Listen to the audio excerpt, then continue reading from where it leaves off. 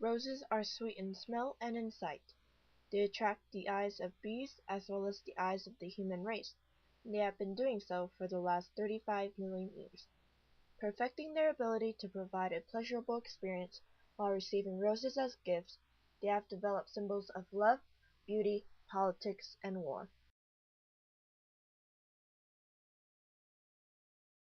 The first cultivation of roses started 5,000 years ago in China, and a little after, Europe caught on as well and started to cultivate roses during the 18th century.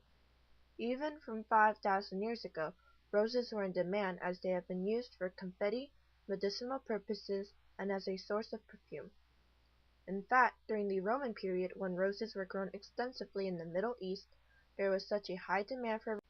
Nowadays, roses have been popularly used for everyday floral arrangements and as gifts for Valentine's Day.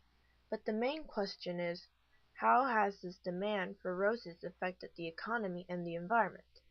To look at where the demand is coming from, let's first start off in the United States, where roses are in high demand for Valentine's Day. We grow up being exposed to Valentine's Day, a very special day where couples give gifts to each other. One of these gifts being cards, candies, jewelry, and flowers. And among the flowers, the signature flower are roses. But what everyone doesn't know is how much the United States actually spend on roses every year. In the year of 2005, the United States spent $39 million alone on just roses for Valentine's Day, and in the year of 2012, $17.6 billion was spent. If we were to find the percent increase from $39 million to $17 billion, it would be a 45,028% increase. That is a huge increase in percentage. But why is this information so important? It's important because not everybody keeps track of how money in the flower market flows through a country's economy. We don't wonder, where is this rose coming from?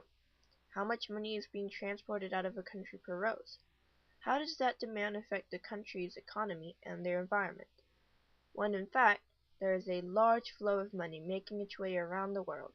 By following that flow of money, we can really see how important roses actually are. We can see the intertwining connections from country to country.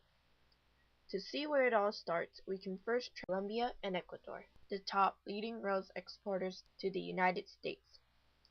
Colombia is the main leading rose exporting country, which supplies millions of roses to the United States every year.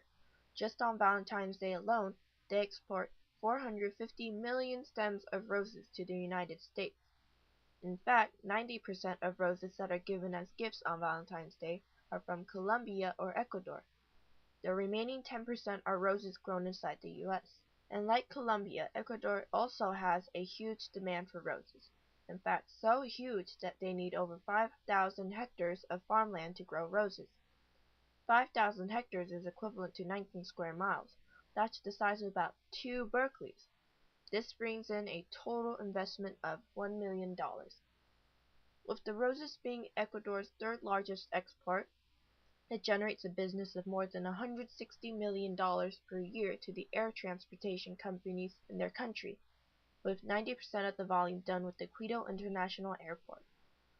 The rose industry has also helped to provide incoming cash into poor and remote areas like the Ecuadorian Andes. It has provided jobs for women to supply their family with a source of income, which has shifted the balance of economic power within families. But all of this huge demand comes with a price for both Colombia and Ecuador's environment. Forests must be cut down, irrigation system must be developed, and many labor must be used. Also, with deregulation on the cultivation of roses, heavily restricted chemicals are utilized, which create increased pollution to lakes, rivers, and streams. And among these pollution, the worst is methylbromide, an odorless, colorless gas that is used as a soil fumigant and structural fumigant to control pests. This gas is being used in great quantities in the soil of rose farms.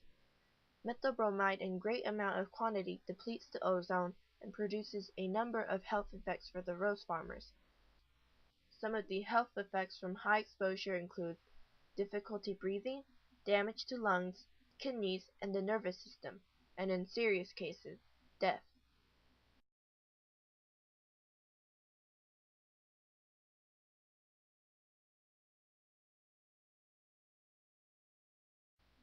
Even though roses may seem romantic and pleasurable, there is a huge cost to growing them for profit, whether it be environmentally or physically.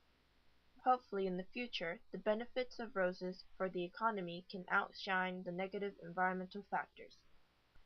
But in the end, we can all agree that the rose's high demand has created huge capital for the developing countries, Colombia and Ecuador.